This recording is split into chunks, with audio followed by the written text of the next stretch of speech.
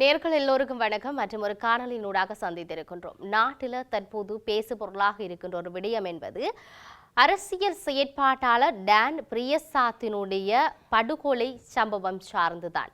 ஏனென்று சொன்னால் டான் பிரியசாத் சுட்டு கொலை செய்யப்பட்ட சம்பவம் தற்போது பேசு பொருளை உண்டு பண்ணி இருக்கின்றது.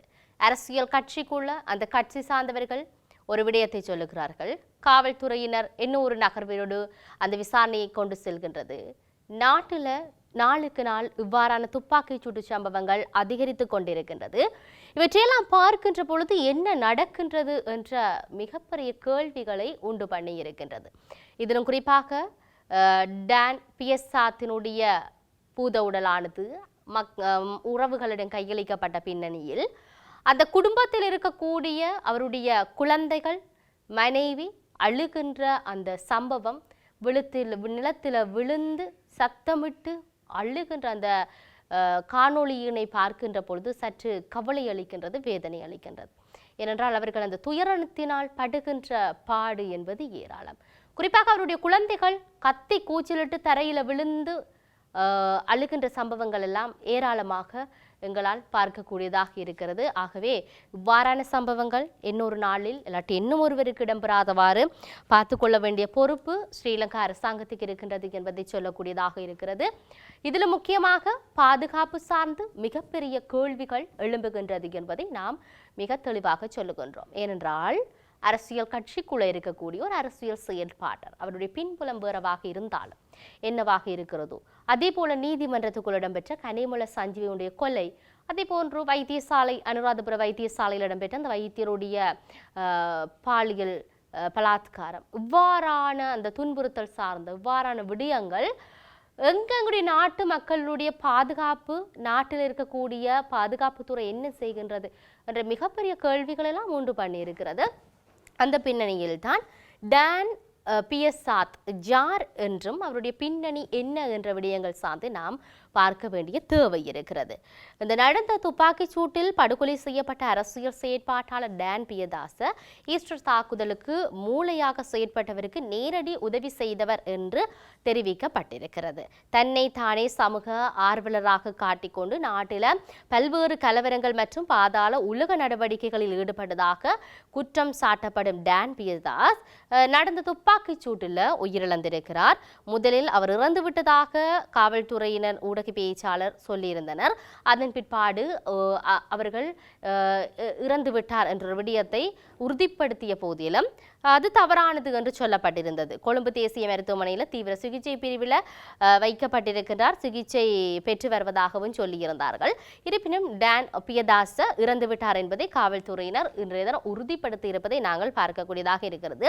இதற்கிடையில் உயிரிழந்த தேசிய வீரன் அல்ல என்றும் மாறாக அவர் மற்றும் ஒரு குற்றவாளி என்றும் பொதுமக்கள் சமூக வலைத்தளங்களில் தங்களுடைய கருத்துக்களை முன்வைக்கின்றார்கள். தான் ஆரம்பத்தில் சொன்னேன், துப்பாக்கிச் சூட்டில் அந்த உயிரிழந்த அவருடைய உயிர், அந்த துன்புறுத்தல், அதாவது துயரங்களை அனுபவிக்கின்ற குடும்பம் எல்லோருடைய உயிர் என்பது மிக பெருமதியானது. இது மிக முற்றாக தடுக்கப்பட வேண்டிய விடயம் இந்த குற்றச்செயல்கள் என்பதை ஞாபகப்படுத்துகின்ற பொழுது அவருடைய பின்புலம் என்பது ஏராளமாக இருக்கு நான் ஆரம்பத்திலேயே சொல்லியிருந்தேன். அதன் பிற்பாடு நாம் பார்க்கின்ற பொழுது தெரிகிறது அவர் ஈஸ்டர் தாக்குதலுக்கெல்லாம் முக்கியதாக மூளைசாலியாக செயற்பட்டவர் என்ற விடயங்கள் எல்லாம் வந்திருக்கிறது. ஆகவே இவர் ஒரு நல்ல மனிதர் அல்ல என்ற விடயத்தை சமூக வலைதளத்தில் மக்கள் தங்களுடைய பதிவுகளை போடுவதை நாங்கள் அவதானிக்கக்கூடியதாக இருக்கிறது. உண்மையில் டான் பிரியதாஸ் என்ற நபர் நாட்டில் மத வெறுப்பை தூண்டுவதற்கும் மோதல்களை உருவாக்குவதற்கும் பல்வேறு நடவடிக்கையில் ஈடுபட்டார் என்றும் ராஜபக்ஷ குடும்பத்தின் ஒரு உதவியாளர் என்றும் பல கருத்துக்கள் உள்ளன. ஏனென்று சொன்னால் ரஜீவ்காந்த், இந்த சமூக செயற்பாட்டாளர் ரஜீவ்காந்த் ஒரு கருத்தினை முன்வைக்கின்ற பொழுது ஒரு நிகழ்ச்சி ஒன்றில் கலந்து கொண்டு சொல்லியிருந்தார். இந்த பிரியதாச அவருடைய தலைமையில் டான் பிரியதாஸோட தலைமையில் ஒரு குழு ஒன்று இடத்துக்கு வந்தது, மோதல்களை உண்டு பண்ணுவதற்கென்ற பல நகர்வுகளை அவர் தொட்டு சென்றிருந்ததை அந்த நிகழ்ச்சியில் நாங்கள் பார்க்கக்கூடியதாக இருந்தது. இவ்வாறு இருக்கின்ற பொழுது ராஜபக்ஷ குடும்பத்துக்கு ஒரு முக்கிய நபராக பேச்சு வழக்கில் கோலையா என்ற அதாவது உதவியாளர் என்று அழைக்கப்படும் டான் பிரியதாசை எதற்காக ராஜபக்ஷ குடும்பத்தினராலேயே கொல்லப்பட வேண்டும் என்ற மிகப்பெரிய கேள்விகள் இருக்கிறது. இந்த டான் பிரியதாசனுடைய கொலையின் பின்னணியில் ஒரு அரசியல் பலம் பொருந்திய ராஜபக்ஷ இருப்பதாக சமூக ஊடகத்தில் பலர் பல கருத்துக்களை சொல்லுகின்ற பொழுதுதான் அப்படி இவர் செய்கிறதுக்கு அவர்களுக்கு விசுவாசமா இருக்கிறவர் ஒரு கோழையாக இருப்பாரா என்ற மிகப்பெரிய கேள்விகளை உண்டு பண்ணியிருந்தது. ஈஸ்டர் தாக்குதலில் மூளையாக இருந்தவர் டான் பியதாஸ் மிக நெருக்கமான வகையில் உதவி இருக்கலாம் என்ற சந்தேகம் பலர் மத்தியில் எழுந்துள்ளதாக சொல்லப்படுகிறது. இந்த நாட்டில் நடத்தப்பட்ட கொடூரமான சம்பவங்களில் ஒன்றாக 6 வருடங்களை கடந்த ஈஸ்டர் குண்டு தாக்குதல், அதாவது ஈஸ்டர் தாக்குதல் இருக்கிறது. இதுவரைக்கும் தீர்வுகள் என்பது தரப்படவில்லை என்ற விடயத்தை இங்கு பதிவு செய்கின்றோம். பல வருடங்களாக இந்த தாக்குதல்களுக்கு காரணமானவர்களை கண்டறிந்து பாதிக்கப்பட்ட மக்களுக்கு நீதி வழங்குவது என்பது கடந்த கால அரசாங்கங்களினால் இருந்து தற்போது வரை நீண்ட காத்திருப்பாக இருக்கிறது என்ற விடயம் இங்கு சொல்லப்பட்டிருந்தாலும் தற்போதைய ஜனாதிபதி அனுரகுமார் திசாநாயக்க சம்பந்தப்பட்ட தரப்பினர் யார் என்பதை வெளிப்படுத்துவதாக தெரிவித்திருந்தார். ஏப்ரல் 21ஆம் தேதிக்கு முன்னர் ஈஸ்டர் தாக்குதல் இடம்பெறுவதற்கு முன்னர் சொல்லியிருக்கிறோம் என்று. இருப்பினும் அவர் இன்னும் அது குறித்து அதிகாரப்பூர்வமான எந்த ஒரு தகவல்களையும் அவர் அறிவிக்கவில்லை என்ற விடயத்தை பதிவு செய்கின்ற பொழுது இந்த சமூக செயற்பாட்டாளர் இவர் கவனத்தில் கொள்ள வேண்டும் என்ற விடயத்தையும் அவர் சுட்டிக்காட்டியிருந்தார். இந்த அறிக்கையில் மறுபக்கம் ஈஸ்டர் தாக்குதல்களில் ஈடுபட்டவர்கள் இந்த நாட்களில் சிக்கியுள்ளார்கள் என்றெல்லாம். ஏனென்றால் பல முக்கிய சாட்சியங்கள் வெளிவர தொடங்கி இருக்கிறது. அரசாங்கம் தெரிவித்துள்ள நிலையில் சம்பந்தப்பட்டவர்கள் பற்றிய தகவல்கள் எல்லாம் வெளிவந்திருக்குது.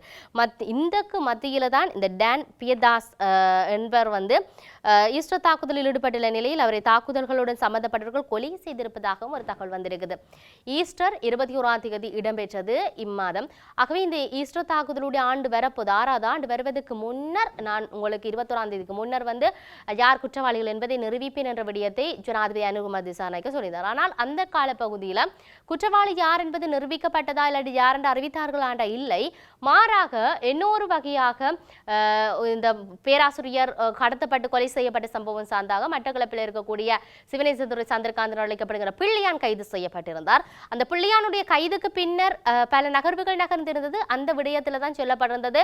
பாதுகாப்பு அமைச்சர் விஜயபால சொல்லியிருந்தார், ஆனந்த் விஜயபால சொல்லியிருந்தார், உயிர்த்த ஞாயிறு தாக்குதலில் மிகப்பெரிய குற்றவாளியாக பிள்ளையான் காணப்படுகிறார் என்று. ஆகவே இவர் சொன்ன கருத்துக்கும் இங்க இருக்கக்கூடிய நகர்வுகளையும் பார்க்கின்ற பொழுது ஏதோ ஒரு தொடர்புகளை பெற்று செல்கின்றது. இதிலும் குறிப்பாக தற்போது மட்டக்களப்பு நகரை சுற்றி அவ்வளவு பெரிய சோதனைகள் இடம்பெறுவது என்றெல்லாம் சொல்லப்பட்டிருந்தது.